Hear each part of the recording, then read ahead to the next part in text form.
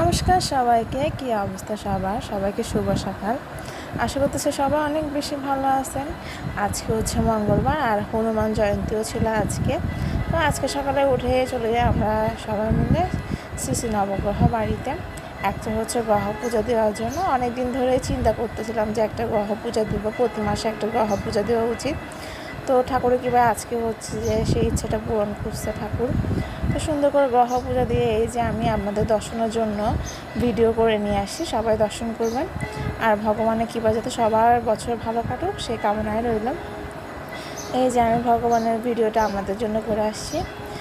তো দেখে অনেক ভালো লাগতেছিল সকালে উঠে মন্দিরে চলে যাওয়া।